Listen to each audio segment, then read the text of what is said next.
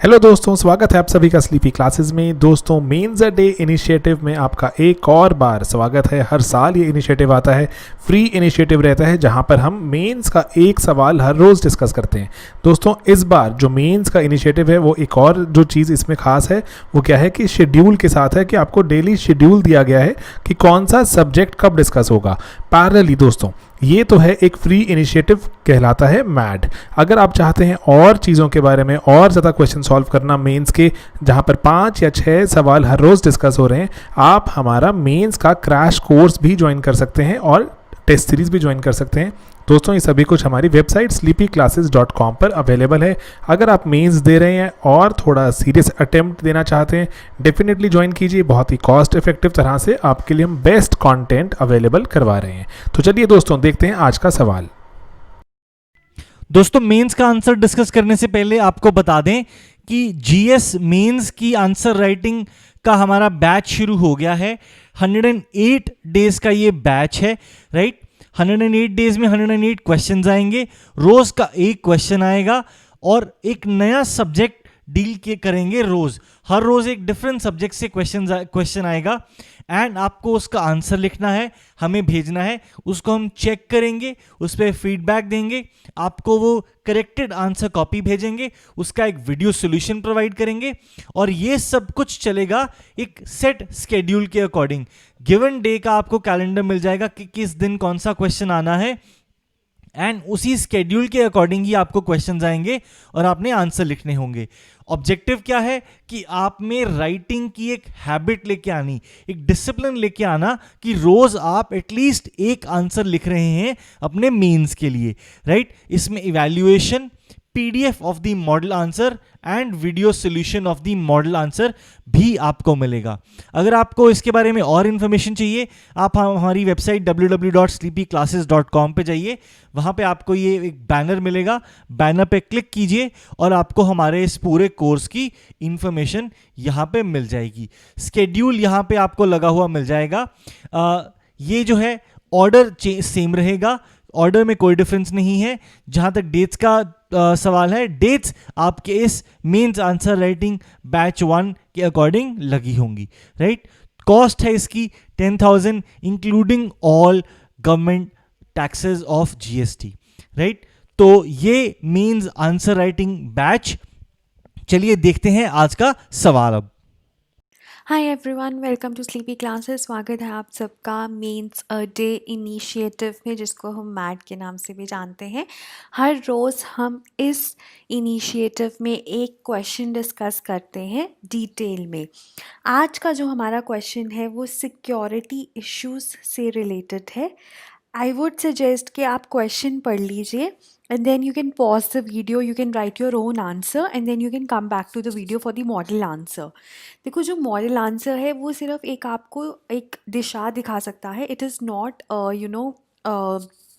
I would say कि एक ऐसी चीज़ के इसके अलावा कुछ हम नहीं डाल सकते, बिकॉज जैसे कि हम बात करते हैं कि सब्जेक्टिव हमें पार्ट है ये पेपर का जो हमारा मेंस है, तो इसमें डिफरेंट वेज में आंसर्स अटेम्प्ट किए जा सकते हैं।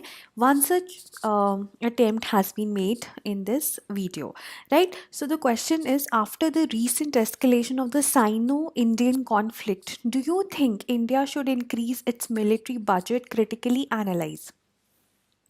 तो जो ये क्वेश्चन है काफ़ी सिंपल है। अगर हम इस क्वेश्चन का मेजर पार्ट देखें तो वो ये कह रहे हैं कि क्या इंडिया को अपना मिलिट्री बजट इंक्रीज़ करना चाहिए, ठीक है। So that is one part of the question, और but that has to be related to the Sino-Indian conflict which kind of escalated lately, right. So हमें दोनों एस्पेक्ट्स को, मतलब इस एस्पेक्ट को मद्देनज़र रखते हुए ये आंसर करना है कि क्या इंडिया को अपना मिलिट्री बजट इंक्रीज़ करना चाहिए या फिर नहीं। तो नहीं का तो सवाल ही पैदा नहीं होता, तो हम obviously we will write the points in favour of increasing the military budget, but at the same time हम कुछ चैलेंजेस दिखाएंगे, कुछ कंसर्न्स दिखाएंगे as far as increase in military budget is concern, ठीक है। सो हमारा जो स्ट्रक्चर रहेगा, आप इंट्रोडक्शन की बात करेंगे, आप बात करेंगे कि क्यों बहुत इंपॉर्टेंट है मिलिट्री बजट को इंक्रीज़ करना, बट कुछ कंसर्न्स हैं, कुछ चैलेंजेस हैं जिनके तहत हम वे फॉरवर्ड बताएंगे एंड फाइनली हम कंक्लूजन देंगे, राइट। सो सिंपल स्ट्रक्चर रहेगा इस क्वेश्चन का। सो अगर हम इंट्रोडक्शन की बात करें, देखो, recent escalation of Sino Indian conflict along the LAC at Galwan valley has been a watershed movement, है ना। तो ये जो वर्ड्स हैं आप यूज़ करेंगे, तो अगर हम जस्टिफाई कर रहे हैं कि मिलिट्री बजट इंक्रीज़ करना है तो वो ऑटोमेटिकली और ईजी हो जाता है, marking the nadir of diplomatic relations between the two nations and heralding the ominous possibility of further escalation, right। So the scope is always there कि जो डिप्लोमेटिक रिलेशंस हैं वो और वर्सन हो जाएं। अगर बेटर होते हैं नथिंग लाइक इट, लेकिन अगर वर्सन होते हैं we should be prepared for that, ठीक है। So why it is important that India should increase its military budget. पहला रीज़न तो ये है कि जो चाइनीज़ एक्सपेंडिचर है ऑन मिलिट्री का वो बढ़ता ही जा रहा है। सिप्री करके एक इंस्टीट्यूट है, Stockholm international peace research institute, उन्होंने बोला है कि जो चाइना का एक्सपेंडिचर है on the military that has increased from 2.5 times that of India's in 2010, ठीक है, and to 3.7 times that of India in 2019, and it will it is actually increasing, ठीक है, तो बढ़ता ही जा रहा है। और इंडिया और चाइना के बीच में डिफरेंस आता जा रहा है क्योंकि जो इंडियन मिलिट्री एक्सपेंडिचर है, देखो चाइना अपना बढ़ा रहा है, इंडिया अपना कम कर रहा है। इंडिया का 2.7% डिक्रीज़ हुआ है, 2.7% था 2010 में ऑफ द GDP, राइट। अभी 2.4% है। चाहे आप इसको ना ऐसे देख सकते हो कि GDP इंक्रीज़ हुआ है लेकिन परसेंटेज वाइज डिक्रीज़ हुआ है। So China is increasing and India is decreasing, right. और इंडिया का जो है कोई भी कंसिस्टेंट परसेंटेज नहीं है एज़ कम्पेयर टू चाइनीज़, जिनका एक कंसिस्टेंट परसेंटेज आए। सो चाइना और इंडिया दोनों का चाहे GDP is increasing but the percentage of that is decreasing, right. So that shouldn't be there, है ना, क्योंकि बिकॉज जो थ्रेट्स हैं चाहे वो इंटरनल हो चाहे वो एक्सटर्नल हो, they are increasing and we should at least match ये जो हमारा एक्सपेंडिचर है, मतलब हमारा जो एक स्टैंडर्ड GDP का रेशो तो रहना ही चाहिए। That is the most important part, right. तो वो है कि चाइना का एक्सपेंडिचर इज़ इंक्रीजिंग और चाइनीज़ की जो कैपेबिलिटीज़ है, जो मिलिट्री कैपेबिलिटीज़ है, वो भी बहुत ज़्यादा है कंपेयर टू इंडियाज़, राइट।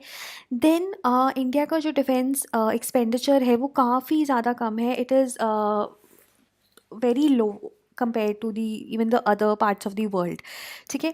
और अगर हम बात करें अपने ही 1962 वॉर की, जब हमने चाइना के साथ वॉर लड़ा था, उससे भी परसेंटेज वाइज देखें तो कम है, ठीक है। और दूसरी चीज़ ये है कि अगर हम एक्सपेंडिचर करते भी हैं तो वो ह्यूमन रिसोर्सेज कॉस्ट, मतलब उनकी तरफ ज़्यादा आता है, तो मॉडर्नाइजेशन की तरफ बहुत ही कम है। So that needs to change. We need to invest more and more towards the modernization.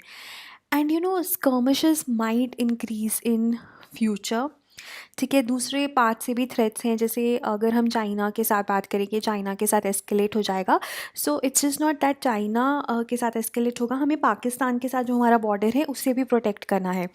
And then defence modernisation is required, चाहे हम बात कर लें आर्मी की, चाहे हम बात कर लें एयरफोर्स की, है ना।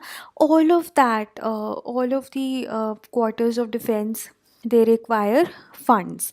और लाइक आई सेड कि इंडिया का जो रेवेन्यू एक्सपेंडिचर है, जैसे पेंशन्स वगैरह, वो बहुत ज़्यादा है, कैपिटल एक्सपेंसेस बहुत कम है। तो कैपिटल एक्सपेंसेस ही हैं जो मॉडर्नाइजेशन करवाएंगे, ठीक है। सो वो बढ़ाने हमारे लिए बहुत ज़रूरी हैं। तो अगर हम बढ़ा भी देते हैं जो हमारा मिलिट्री एक्सपेंडिचर है उसको, but then also will it translate into something fruitful, उसमें भी कुछ कंसर्न्स हैं, जैसे प्रोसीजरल डिलेज रहते हैं, ठीक है। और अगर हम मिलिट्री एक्सपेंडिचर बढ़ा देंगे तो रेवेन्यू एक्सपेंडिचर पे ही वो स्पेंड होगा rather than allocation of capital for acquisition of new equipment, ठीक है। Bureaucratic delays are there which act as deterrent to the inflow of foreign investment, ठीक है। उसके बाद अगर हम कैपिटल इंपोर्ट करेंगे, मतलब जो हमारा डिफेंस है, जो इक्विपमेंट है वो इंपोर्ट करेंगे, वो डिफेंस इंपोर्ट बिल बढ़ाएगा, करंट अकाउंट डेफिसिट, तो बहुत सारे कंसर्न्स हैं। So it is not as simple that you increase the allocation. First of all you can not increase the allocation because उस पर भी बहुत ज़्यादा क्रिटिसिज्म आता है कि डेवलपिंग कंट्रीज़ लाइक इंडिया कि वो डिफेंस बजट पे स्पेंड करें and not they are not spending on the development, right. So what is the way forward? So we need to take timely decisions. We need to make the acquisitions जो required हैं, ठीक है, जो army ने या air force ने या navy ने जो डिमांड्स दी हुई हैं उनकी एक्विजिशन को फास्ट ट्रैक किया जाए, ठीक है. और फाइनेंशियल सपोर्ट है तो it should be sufficient with systems which do not call for lapse of financial resources, ठीक है. मैनेजमेंट ऑफ एक्सपेंडिचर भी बहुत ज़रूरी है, ये नहीं कि आपने हायर एलोकेशन कर दिया दैट्स ऑल, राइट. जो करप्शन है, ठीक है, उसको प्रिवेंट करने पे ध्यान देना चाहिए. There should be timely and optimum capability development, ठीक है. जो लीकेजेस हैं they should be curtailed, right. So in conclusion you can say that national security definitely is government's topmost priority, and but at the same time even if we are increasing the budget, ठीक है, so it should not be done at the cost of the development definitely, but हमें जो defence budget है वो इतना होना चाहिए कि it caters to the requirements of the national security and the planned modernization of the armed forces. So hence it should be increased, right. So simple question है, और भी इसमें बहुत सारे points आ सकते हैं. If you can think of another 2 or 3 points आप वो भी इसमें add कर सकते हैं, right. Thank you so much.